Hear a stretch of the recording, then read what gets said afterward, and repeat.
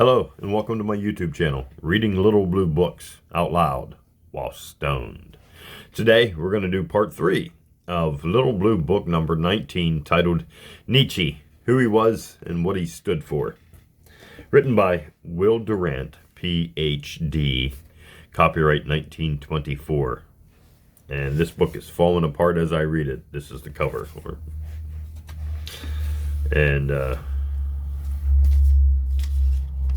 This is the title page. And the book is falling apart every time I turn a page, so. Good thing I have copies. Alright, so we left off, part 2, at the top of page 43. That's where we'll pick up at. So, here we go. Nietzsche, Who He Was and What He Stood For, part 3.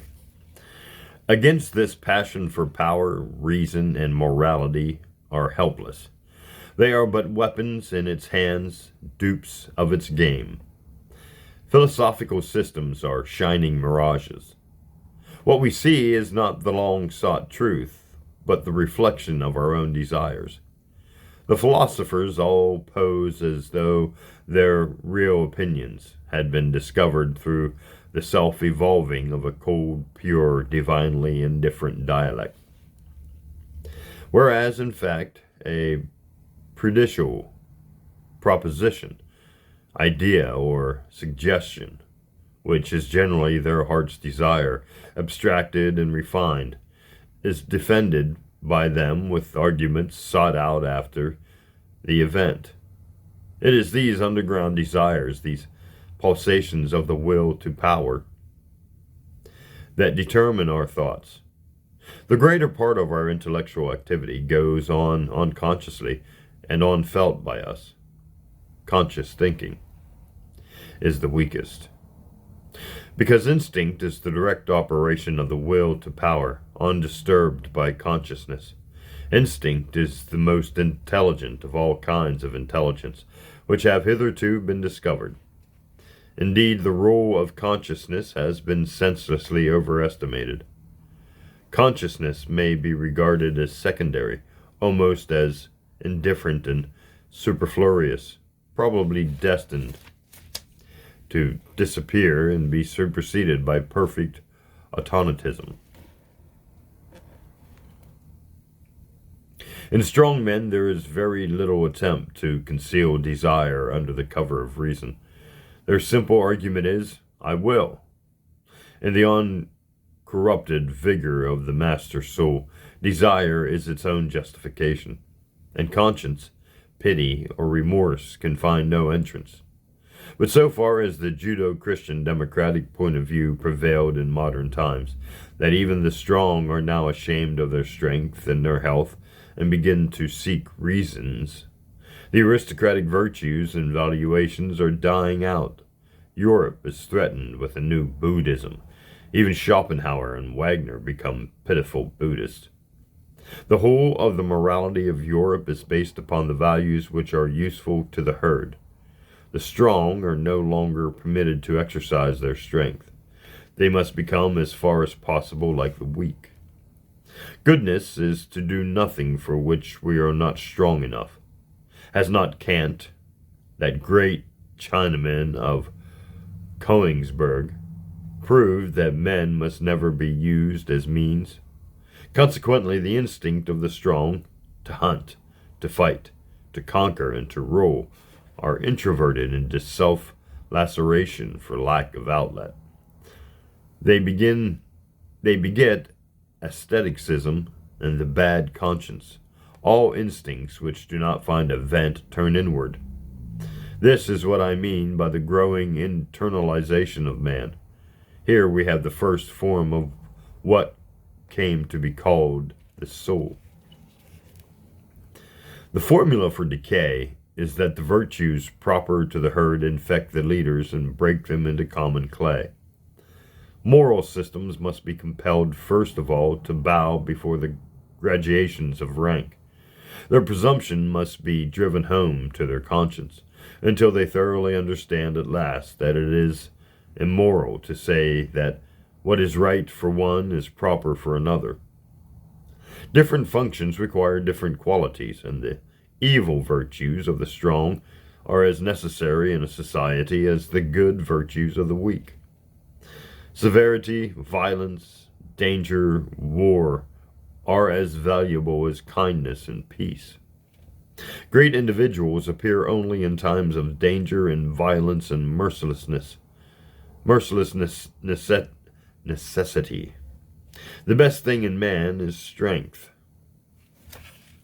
of will, power, and permanence of passion. Without passion, one is mere milk, incapable of deeds. Greed, envy, even hatred are indispensable items in the process of struggle, selection, and survival. Evil is to good as variation to heredity, as innovation and experiment to custom. There is no development without an almost criminal violation of precedence and order. If evil were not good, it would have disappeared. We must beware of being too good. Man must become better and more evil. Nietzsche is consoled to find so much evil and cruelty in the world. He takes a sadistic pleasure in reflecting on the extent to which he thinks cruelty constituted the great joy and delight of ancient man. And he believes that our pleasure in the tragic drama, or in anything sublime, is a refined and vicarious cruelty. Man is the cruelest animal, says Zarathustra. Zarathustra. Zarathustra. I'll never be able to pronounce that correctly to my satisfaction. When gazing at tragedies, bullfights, and crucifixions, he hath hitherto felt happier than at any other time on earth. And when he invented hell, lo, hell was his heaven on earth. He could put up with suffering now by contemplating the eternal punishment of his oppressors in the other world. The ultimate ethic is biological. We must judge things according to their value for life. We need a physiological transvaluation of all values. The real test of a man, or a group, or a species is energy, capacity, power. We may be partly reconciled in the 19th century, otherwise so destructive of all the higher virtues, by its emphasis on the physical. The soul is a function of an organism. One drop of blood too much or too little in the brain may make a man suffer more than Prometheus suffered from the vulture. Varying foods have varying mental effects. Rice makes for Buddhism, and German metaphysics is the result of beer. That's a strange idea. A philosophy, therefore, is true or false according as it is the expression and exaltation of ascending or of descending life. The decadent says, life is worth nothing. Let him rather say, I am worth nothing. Why should life be worth living when all the heroic values in it have been permitted to decay, and democracy, that is, belief in all great men, ruins with every decade another people? Apparently this is an excerpt from the book, or from a quote from Nietzsche himself. The gregarious European man nowadays assumes an air as if he were the only kind of man that is allowable. He glorifies his qualities such as public spirit, kindness, deference, industry, temperance, modesty, indulgence, sympathy, by virtue of which he is gentle, endurable, and useful.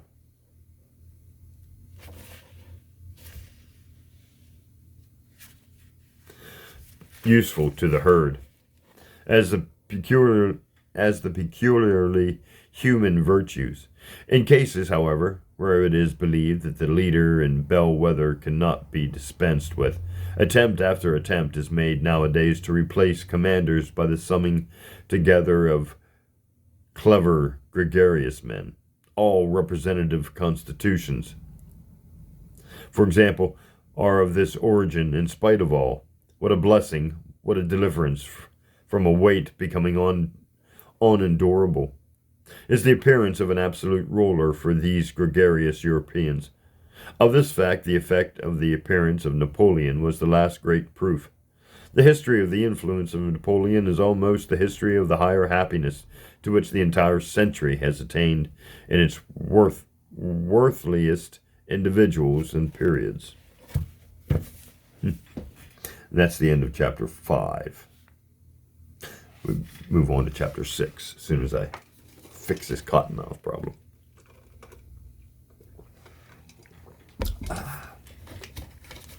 And then followed up by an inducement of more cottonmouth.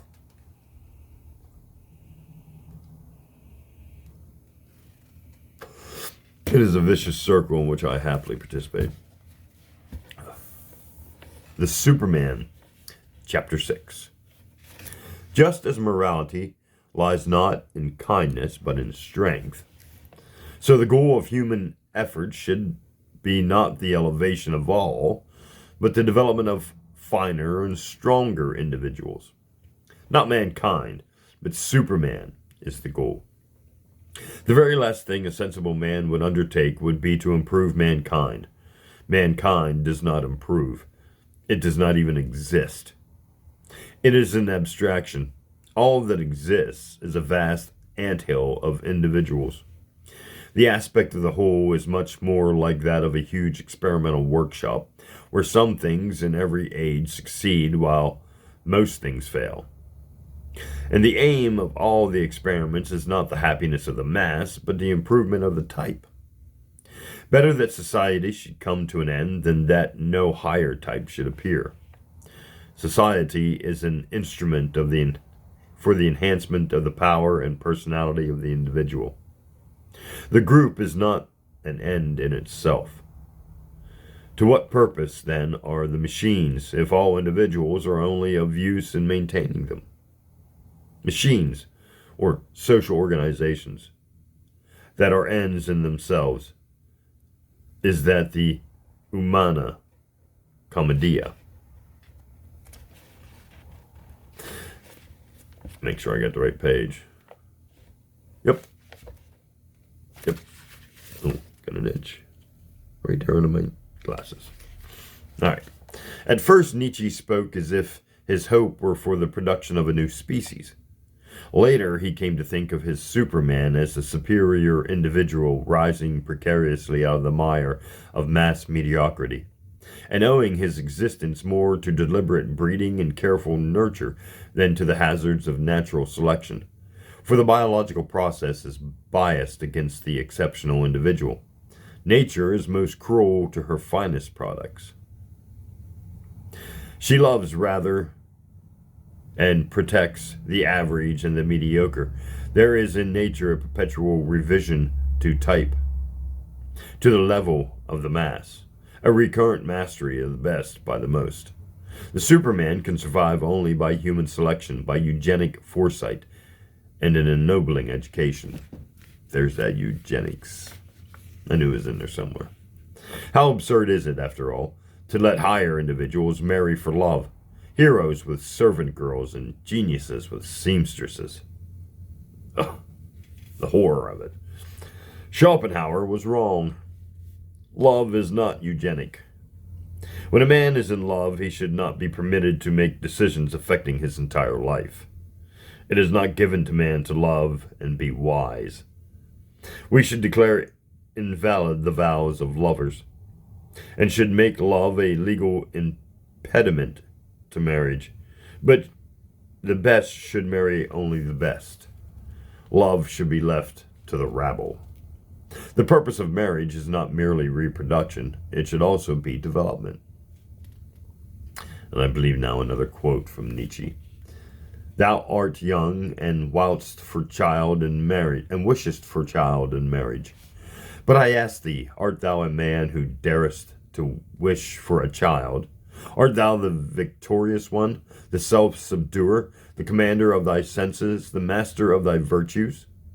Or in thy wish doth there speak the animal, or necessity, or solitude, or discord with thyself? I would that thy victory and freedom were longing for a child. Thou shalt build living monuments unto thy victory and thy liberation. Thou shalt build beyond thyself. But first thou must build thyself square in body and soul. Thou shalt not only propagate thyself, but propagate thyself upward. Marriage. Thus I call the will of two to create that one which is more than they who created it. I call marriage reverence unto each other as unto those who will such a will. Boy, that's kind of flowery worded. Without good birth, nobility is impossible. Intellect alone does not ennoble. On the contrary, something is always needed to ennoble intellect. What then is needed? Blood? I do not refer here to the prefect's lords or the Almanac de Gotha. This is a parenthesis for donkeys. But given good birth, eugenic breeding, and the next factor in the formula for the Superman is a severe school, where perfection will be exalted as a matter of course. Not even meriting praise, where there will be few comforts and many responsibilities, where the body will be taught to suffer in silence, and the will may learn to obey and to command no liberation nonsense, no weakening of the physical and moral spine by indulgence and freedom. And yet a school where one will learn to laugh heartily. Philosophers should be graded according to their capacity for laughter. He who strideth across the highest mountains laugheth at all tragedies. And there will be no moralic acid in this education of the Superman, and asceticism of the will, but no condemnation of the flesh. Cease not to dance, ye sweet girls. No spoil sport hath come unto you with an evil eye. No enemy of girls with beautiful ankles. Ooh, girls with beautiful ankles. How daring.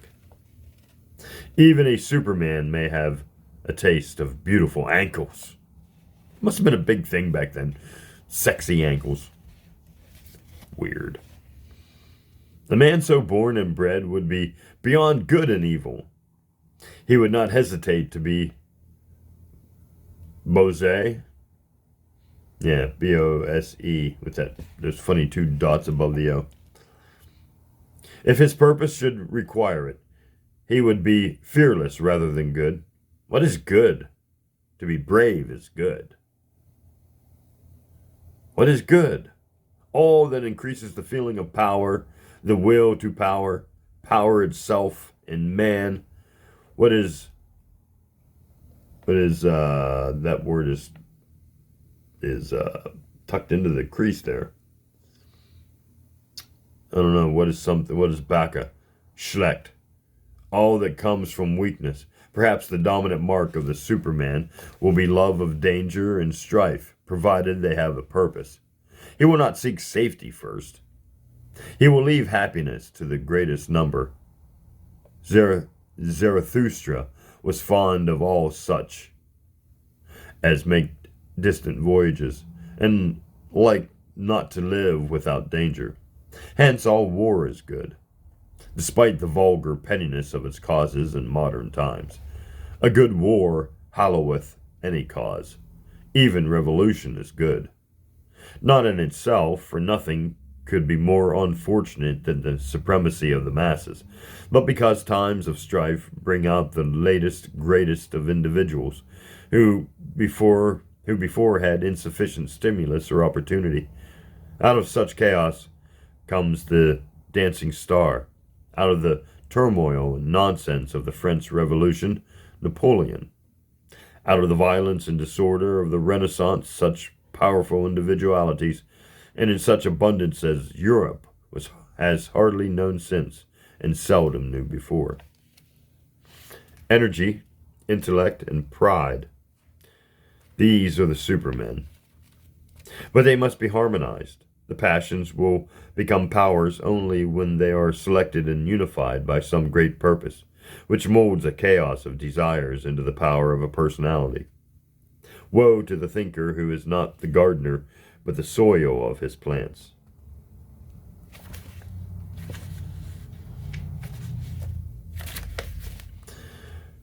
Who is it that follows his impulses? The weakling. He lacks the power to inhibit. He is not strong enough to say no. He is a discord, a decadent. To discipline oneself, that is the highest thing. The man who does not wish to be merely one of the mass only needs to cease to be easy on himself. To have a purpose for which one can be hard upon others, but above all upon oneself. To have a purpose for which one will do almost anything except betray a friend. That is the final patent of nobility, the last formula of the Superman. Cottonmouth.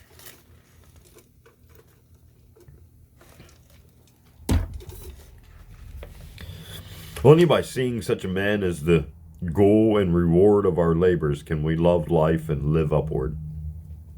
We must have an aim for whose sake we are all dear to one another. Let us be great, or servants and instruments to the great. What a fine sight it was when millions of Europeans offered themselves as means to the ends of Bonaparte, and died for him gladly, singing his name as they fell. Perhaps those of us who understand can become the prophets of him whom we cannot be, and can straighten the way for his coming. We, indifferent of lands, indifferent of times, can work together, however separated for this end. Zarathustra will sing even in his suffering, if he can but hear the voices of these hidden helpers, these lovers of the higher man. Ye lonely ones of today, ye who stand apart, ye shall one day be a people. From you who have chosen yourselves, a chosen people shall arise, and from it the Superman. Ay, ay, ay, Nietzsche. Quite the strange one you were. And that was the end of chapter 6. Chapter 7 is decadence. Oh, how we love decadence. I'm not sure if this is the right kind of decadence, but chapter 7. Wait a minute. Hydration. Brain bake.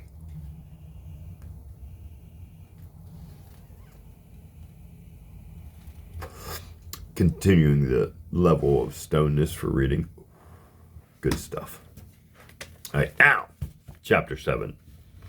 Decadence.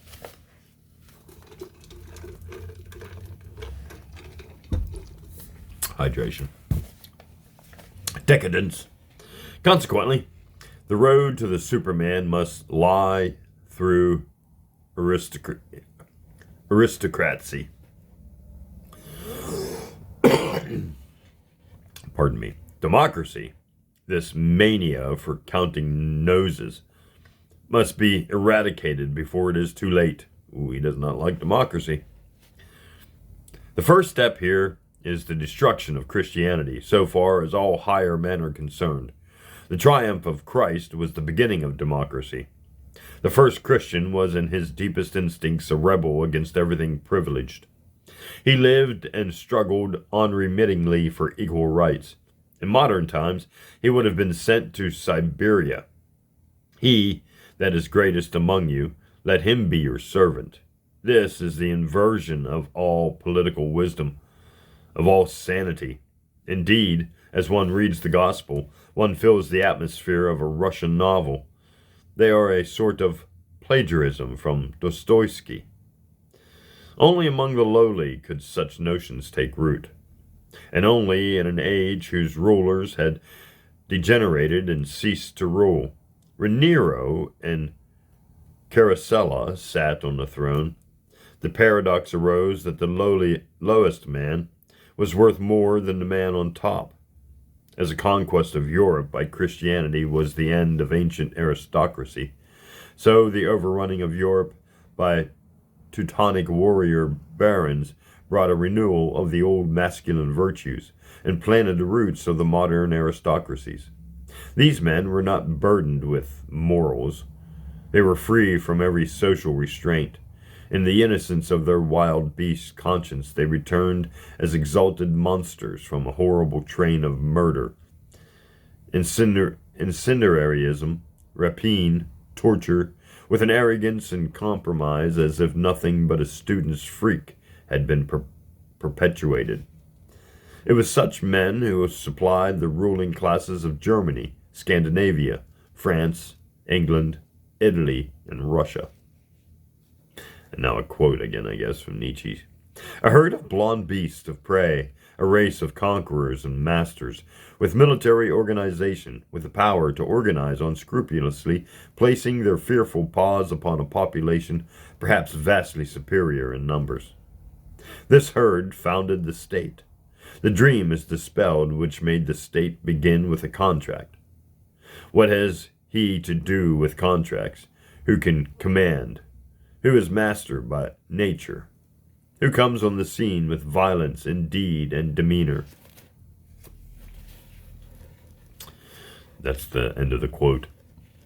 This splendid ruling stock was corrupted first by the Catholic laudation of feminine virtues, secondly by the Puritan and Plebeian ideals of the Reformation, and thirdly by intermarriage.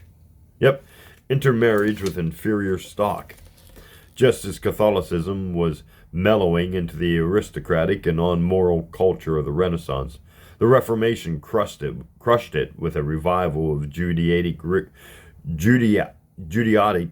rigor and solemnity. I can't say that word. Does anybody at least understand? Will anybody understand what the Renaissance was? The transvaluation of Christian values, the attempt undertaken with all means, all instincts, and all genius to make the opposite values, the noble values, triumph. I see before me a possibility perfectly magical in its charm and glorious coloring. Caesar Borgia as Pope. Do you understand me? Not at all. Protestantism and beer have dulled German wit, and now Wagnerism opera. As a result, the present-day Prussian is one of the most dangerous enemies of culture.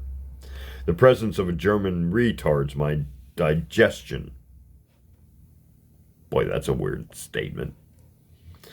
If, as Gibbon says, nothing but time, though a long time, is required for a world to perish, so nothing but time, though still more time, is required for a false idea to be destroyed in Germany. When Germany defeated Napoleon, it was a disaster to culture as when Luther defeated the church. Thenceforward, Germany put away her Goethes, her Schopenhauers, and her Beethovens and began to worship patriots. Deutschland über alles. I fear that was the end of German philosophy. Yet there is a natural seriousness and depth in the Germans that gives ground for the hope that they may yet redeem Europe. They have more of the masculine virtues than the French or the English. They have perseverance, patience, industry, hence their scholarship, their science, and their military discipline. It is delightful to see how all Europe is worried about the German army.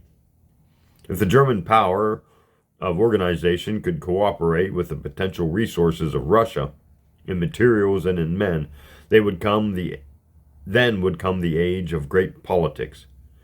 We require an intergrowth of the German and Slav races, and we require, too, the cleverest financiers, the Jews, that we may become the masters of the world. We require an unconditional union with Russia. The alternative was encirclement and strangulation. Nietzsche.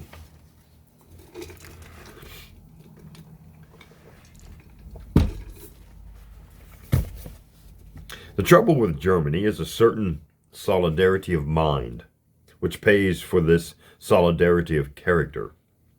Germany misses the long traditions of culture, which have made the French the most refined and subtle of all the peoples of Europe. I believe only in French culture, and I regard everything else in Europe which calls itself, I'm guessing culture is the word, which calls itself culture, as a misunderstanding, which one reads Montaigne Laroff called? I don't know. French. Then vagaries and Chamfort, one is nearer to an antiquity than with any group of authors in any other nation. Voltaire is a grand seigneur of the mind, and Taine is the first of living historians. Even the later French writers, Flaubert, Bourget, Anatole France, etc., are infinitely beyond other Europeans in clarity of thought and language. What clearness and delicate precision in these Frenchmen! European nobility of taste, feeling, and manners is the work of France. But of the old France, of the 16th and 17th centuries, the Revolution, by destroying the aristocracy, destroyed the vehicle and nursery of culture, and now the French soul is thin and pale in comparison with what it used to be. Nevertheless, it has still some fine qualities. In France, almost all physiological and artistic questions are considered with incomparably more subtlety and thoroughness than they are in Germany. At the very moment when Germany arose as a great power in the world of politics, France won new importance in the world of culture. Russia is the enigma of Europe. Its people have a stubborn and resigned fatalism, which gives them, even nowadays, the advantage over us Westerners. Russia has a strong government without parliamentary imbecility. Force of will has long been accumulating there, and now threatens to find release. It would not be surprising to find Russia becoming master of Europe. Oh, Nietzsche, you silly man. You would be disappointed in Russia. A thinker who has at heart the future of Europe will, in all his perspectives concerning the future, calculate upon the Jews and the Russians as above all the surest and the likeliest factors in the great play and battle of forces. But all in all, it is the Italians who are the finest and most vigorous of existing peoples. The man plant grows strongest in Italy, as a fairy boasted. There is a manly bearing and aristocratic pride in even the lowest Italian. A poor Venetian gondolier is always a better figure than a Berlin Geheimrath. Geheimrath. And in the end, indeed, a better man. I have no idea what a Berlin Geheimrath is. Google that, somebody. Worst of all are the English. It is they who corrupted the French mind with the democratic delusion. Shopkeepers, Christians, cows, women, Englishmen, and other Democrats belong together. English Altarianism and philanthropism are the nadir of European culture. Only in a land of cutthroat competition could anyone conceive of life as a struggle for mere existence. Only in a land where shopkeepers and shipkeepers have multiplied to such a number as to overcome the aristocracy could democracy be fabricated. This is the gift, the Greek gift, which England has given the modern world. Who will rescue Europe from England, and England from democracy? Whew. Boy, Nietzsche just does not like democracy, does he? Nietzsche. No wonder they call you a sadistic fucker. Okay. That is the end of part, whatever we're in here now. We're in part 3, I believe. That is the end of part 3 of Nietzsche, who he was and what he stood for. Little Blue Book number 19. Thanks for listening, and join me in part 4.